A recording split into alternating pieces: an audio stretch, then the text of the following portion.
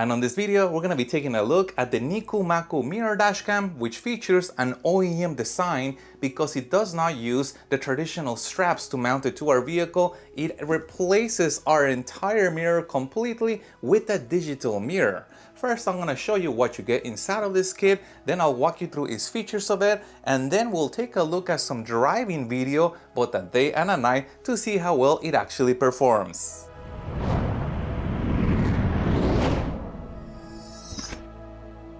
And as always, I'd like to remind you that I have placed a link in the description down below to this dashcam in case you want to get one for yourself. And the AS-X2 measures roughly about 10¼ inches, which is an important measurement you want to be aware of if you still want to use your visors and be able to fold them out all the way out. And to mount this dashcam, the original mirror of the vehicle is removed and the new LCD mirror dashcam is installed. And the dashcam also features a concealed memory card cover, which is one of my favorite features on dashcams when they hide the memory card to protect the video files recorded. Let me show you inside of here. And to open the compartment, I use the included pry tool, and that allows us to pull back the cover, revealing the spot for the memory card. This dashcam supports memory cards as large as 128 gigabytes. And this is what the front camera looks like. To mount it, it uses high-strength double-sided tape. I can simply peel this back and then stick it to the windshield of my vehicle. Additionally, the front camera supports adjusting the view angle. I'm able to adjust that, and actually I can turn it completely in any direction, so we're gonna have complete freedom as far as adjusting the view angle of it. And this is what the rear camera looks like. It can be potentially installed inside of the vehicle, but also outside because it is waterproof and the case is all made out of metal. Now, to mount the rear camera, they have included high-strength double-sided tape. I can peel this back and then mount this to my car. Now, if you do not want to use that tape, they have also included mounting screws as well. We also get two optional mounting brackets. Here's the first one, and what this bracket allows the rear camera to do is allows us to adjust the viewing angle. We can now aim it up or down if we needed to using this optional bracket that is included in the kit. The second bracket that is included in the kit looks like this, and what this does, this allows the rear camera to be mounted against vertical surfaces. Now, this is going to be of interest to anybody who's looking to mount this on their rear windshield of their truck, because the rear windshields are typically vertical in a truck. So now we can put the camera right against a vertical surface using that included optional bracket. And to connect the rear camera to the dash cam, they have included the rear camera extension cable, which is roughly about 21 feet in length, and it includes that optional red wire, which can be used to enable parking assist, which are the reverse guidelines, which I'll show you in a little bit. And finally, to power the mirror dashcam, they have included a hardwire kit. Now, you'll notice that we are shown the rear view of the vehicle. However, we are able to switch to the front view by swiping on the screen. Here's the front view. Swiping one more time brings us a split view where we have the front view and the rear view. Swiping one more time returns us back to the rear view. Additionally, we are able to adjust the view by swiping up or down. Here is the rear camera, and if I move to the front camera, that can also be adjusted.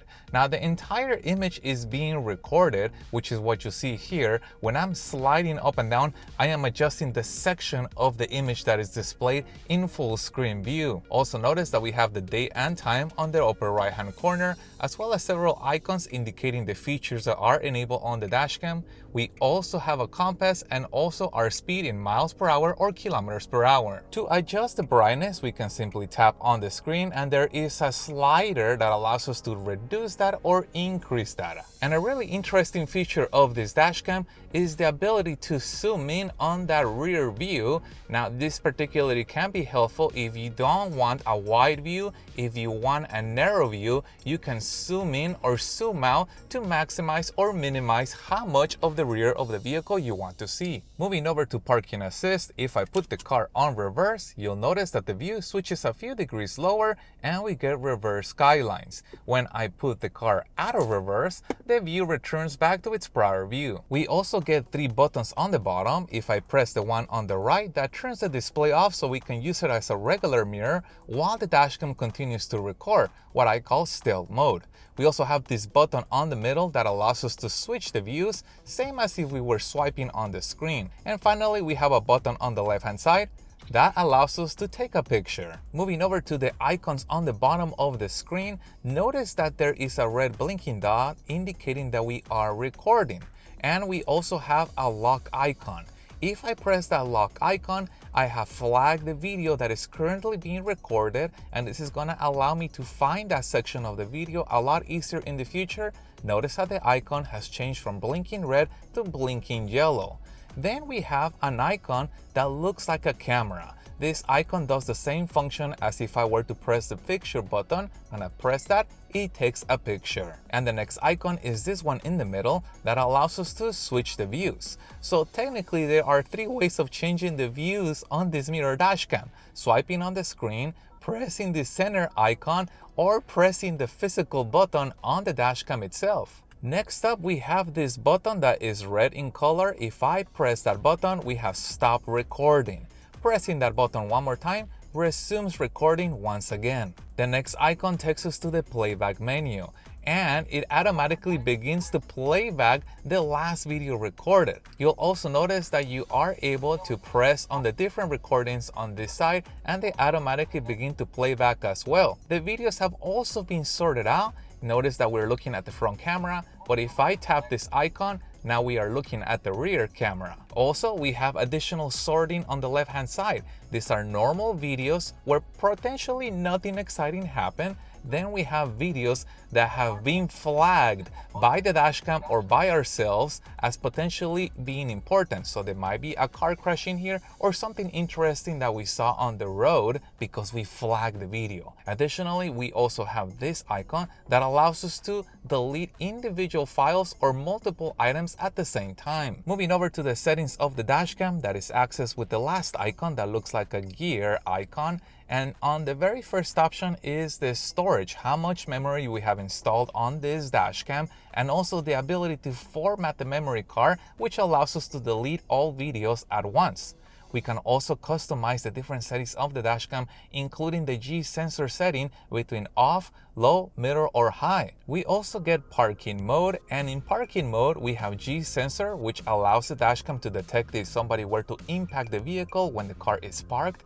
But we also get time-lapse recording, and we can customize the way that time-lapse recording works. We can further customize parking mode with the battery low voltage protection feature that allows us to tell the dashcam when to turn off the parking mode to potentially avoid draining our car's battery. And we can further customize this dashcam by changing things like the language from the default one. We can also change the display mode. And the first option is automatic shutdown, and this will turn off the screen so we can use this as a regular mirror, but the dashcam continues to record in what I call stealth mode. The next option is screen is always on, keeps the LCD panel on all the time. And finally, we get a screensaver mode where the screen turns off partially but continues to record, which is convenient if you want to have some minimal information and use this as a hybrid in between an LCD mirror and a regular standard mirror. And we can further customize the dashcam with the different settings that are on this menu, including selecting what view we want to be shown when the dashcam first turns on, as well as adjustments for the rear camera. And now that I've shown you the main features of this dashcam, let's move over to the test drive so we can see how well it actually performs, including the audio test. And this is an audio test of the NikoMaku mirror dashcam, and I'm sitting in the driver's side seat. And this is an audio test of the NikoMaku mirror dashcam, and I'm standing outside the driver's side door.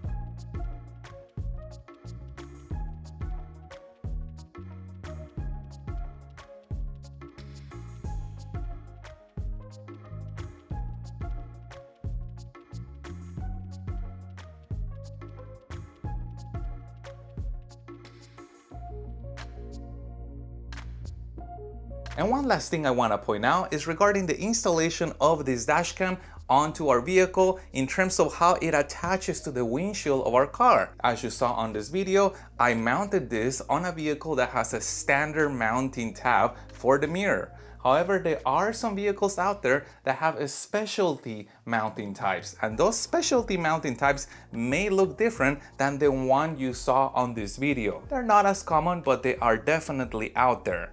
And inside of this kit, NikoMaku has included 3 different adapters that allows us to convert those mounting tabs into the standard mounting tab, allowing us to mount this mirror to a vehicle that might have a tab that looks different from the one you saw on this video. I also want to point out that those 3 adapters pretty much allows us to mount this on the majority of vehicles out there if you have a different mounting mirror tab than the standard one. However, there is a rare possibility that you may have a very rare specialty mounting tab that even the universal adapters included in the kit may not fit. And in that case, how can you mount this dashcam? Well, at that point, that specialty tab that's on your vehicle could potentially be removed by the installer, and a standard mounting tab can be installed on the windshield, and that would allow for us to be able to install this mirror dashcam. I'll place a link to this dashcam in the description down below, as well as to the standard mounting tabs